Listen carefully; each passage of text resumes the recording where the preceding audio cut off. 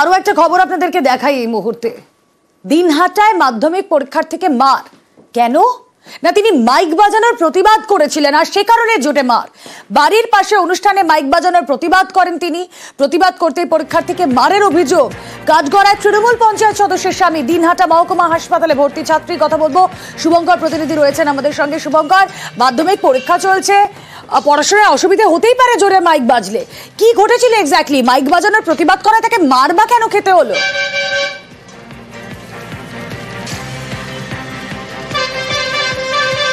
হ্যাঁ দেখো, একেবারেই তোমাকে বলে রাখি, দিনহাটা 1 ব্লকের ওকরাবাড়ি গ্রাম পঞ্চায়েতের কাউরাই গ্রামের ঘটনা। ওই গ্রামেরই বাসিন্দা মাধ্যমিক পরীক্ষার্থী তসলিমা খাতুন, তার বাড়ির পাশে একটা পারিবারিক অনুষ্ঠান ছিল পাশের বাড়িতে, সেখানে জোরে মাইক বাজছিল। এবং যেহেতু মাধ্যমিক পরীক্ষা চলছিল, তসলিমা বাড়িতে পড়াশোনা করছেন। আজ পরীক্ষা ছিল না, কিন্তু আগামীকাল তার পরীক্ষা রয়েছে। কিন্তু এই মাইকের শব্দে, তীব্র শব্দে সে পড়াশোনা করতে পারছিল না এবং সে ঘটনার প্রতিবাদ জানায়, মাইক বন্ধ করতে বলে। এরপরই তাকে ব্যাপক মারধর করা বলা হয় বলে অভিযোগ। মাটিতে ফেলে তাকে মারধর করা হয়। এবং এই যে মারধর করেছে, অভিযোগ হচ্ছে তৃণমূলের যে স্থানীয় পঞ্চায়েত সদস্য মোর্শেদা বিবি, তার স্বামী পিঙ্কু খন্দকারের বিরুদ্ধে। এবং রাতেই ওই মাধ্যমিক পরীক্ষার্থী তসলিমাকে দিনহাটা মহকুমা হাসপাতালে নিয়ে আসা হয় এবং বর্তমানে সেখানেই তার চিকিৎসা চলছে। গোটা বিষয়টি নিয়ে কিন্তু হইচই পড়ে গিয়েছে শাসক দলের অন্দরে, যেহেতু তৃণমূলের বিরুদ্ধে অভিযোগ। তবে যার বিরুদ্ধে অভিযোগ তিনি এই মুহূর্তে কিছু বলতে চাননি। তবে জেলা তৃণমূল সভাপতি অভিজিৎ দেব ভৌমিক জানিয়েছেন প্রশাসন আইন অনুযায়ী ব্যবস্থা নেবে। অর্থাৎ যদি কেউ অন্যায় করে থাকে তার বিরুদ্ধে আইন অনুযায়ী ব্যবস্থা নেবে পুলিশ প্রশাসন। বেশ,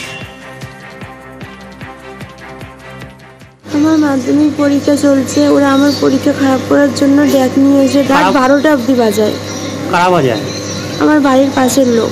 তাই আমি বলতে গিয়েছিলাম বলে ওরা খুব মেরেছে আমাকে। ওদের বাড়ির লোক, ওরা ছেলে মেয়ে সবাই, ওরা খুব ড্রিঙ্ক করে। পঞ্চায়েত মেরেছে তোমাকে? না, পঞ্চায়েত মারেনি, কিন্তু ছুরি নিয়ে এসেছে আমাকে, সবাই ঘরে লুকিয়ে দিয়েছে, নয়তো ওরা ছুরি দিয়ে আমাকে মারতো। আমার বাচ্চাটা ওনাকে মানা করতে গেছে যে আমার পড়াশোনা নষ্ট হয়, আপনারা এইরকম ড্যাগ বাঁধাইছেন। ওরা ড্যাগ ফেলে দিয়ে আমার বাচ্চাটা ঢুকে গুড়ি টুড়ি আমার বাচ্চাটাকে অসুস্থ করে দিয়েছে।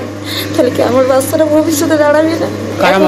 আমার বাড়ির পাশের লোক। তারপরে পঞ্চায়েত, ওই বাড়ির লোক, ওই পঞ্চায়েত ছোড়া ধরিয়েছে আমার বাচ্চাটাগুলো জব করে ভবিষ্যতে দাঁড়াবার দিবে মারি ফেলা। এগুলো পিঙ্কু খন্দকার পঞ্চায়েত। কোন দলের পঞ্চায়েত? টিএমসি, তৃণমূলের পঞ্চায়েত। হ্যাঁ। এর আগেও এই ঘটনা আমরা বহুবার দেখেছি। আপনাদেরও মনে থাকবে যে কোনো ঘটনার প্রতিবাদ করায় প্রতিবাদীকেই আক্রান্ত হতে হয়েছে। এক্ষেত্রেও তার অন্যথা হয়নি। মাধ্যমিক পরীক্ষার থেকে মার খেতে হলো, বক্তব্য তাদের শুনলাম। আবারও চলে যায়, আমাদের প্রতিনিধি শুভঙ্কর রয়েছেন সঙ্গে। শুভঙ্কর, তৃণমূল পঞ্চায়েত সদস্যের স্বামী, এই একটা পদ থাকা মানে তার কোনো পদ নেই, তার স্ত্রীর একটা পঞ্চায়েত সদস্যের পদ রয়েছে। কোনোভাবে কি সেটাই একটা তার মধ্যে প্রচ্ছন্ন ক্ষমতা কাজ করেছে যে হ্যাঁ আমি যা খুশি তাই করতে পারি, প্রতিবাদ করলে তাকে আমি মারতেও পারি?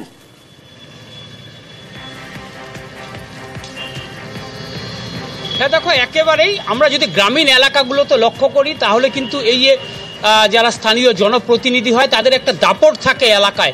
অর্থাৎ তাদের এমন একটা ভাব যে তারা যেন যা ইচ্ছা তাই করতে পারে। এবং সে কারণেই গতকাল রাতে যখন সেই মাধ্যমিক পরীক্ষার্থী তার পড়ার অসুবিধা হচ্ছে বলে মাইক বাজানোর প্রতিবাদ করেছিলেন, মাইক বন্ধ করতে বলেছিলেন।